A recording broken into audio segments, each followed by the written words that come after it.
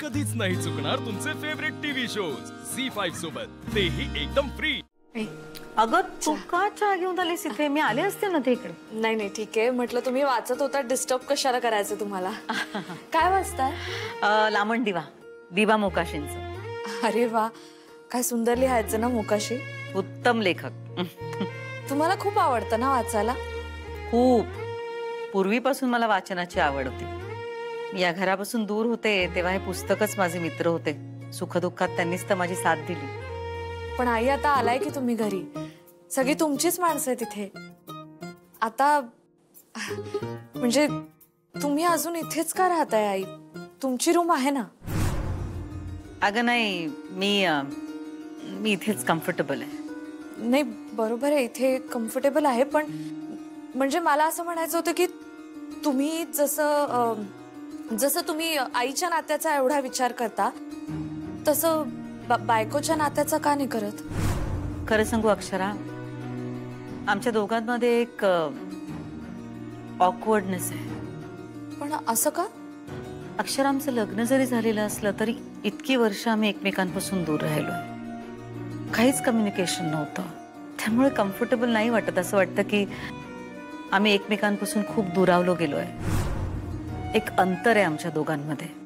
या मधल्या काळामध्ये त्यांच्या आयुष्यात बऱ्याच गोष्टी घडून गेल्या, त्या इथे आल्यावर मला कळतायत। माझ्या आयुष्यातही बरंच काही घडलं।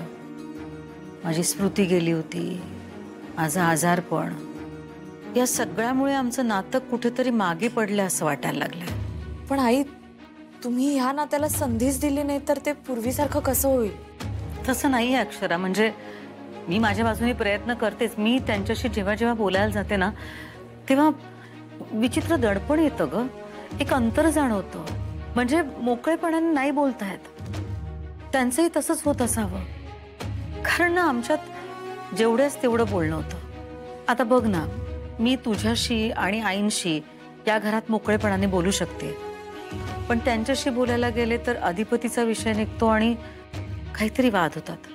अधिपतीशी बोलायला गेले की काय होतं ते तू बघतेसच आहेस। सगळं घर डिस्टर्ब होतं, यांची चिडचिड होते, त्यामुळे ना मला दडपण येतं ग ह्यांच्याशी बोलताना। बरोबर आहे, मी अगदीच समजू शकते, पण मी तुम्हाला जसं म्हणते की अधिपतींना तुम्हाला थोडासा वेळ द्यावा लागणार आहे, तसंच या नात्याला पण थोडा वेळ द्यावाच लागेल ना। माहित नाही, कधी कधी वाटतं की आमचं नातं पूर्वीसारखं राहिलंय की नाही, आणि इतक्या वर्षांच्या गॅप नंतर ते पुन्हा जुळेल की नाही, त्याबद्दलही शंका वाटते मला।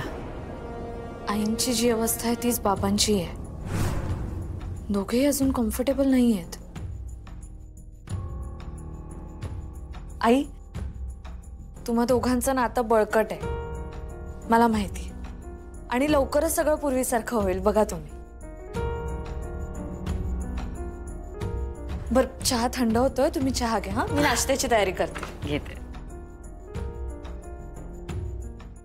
झी5 ॲप डाउनलोड करा आणि पहा सर्व एपिसोड्स एकदम फ्री।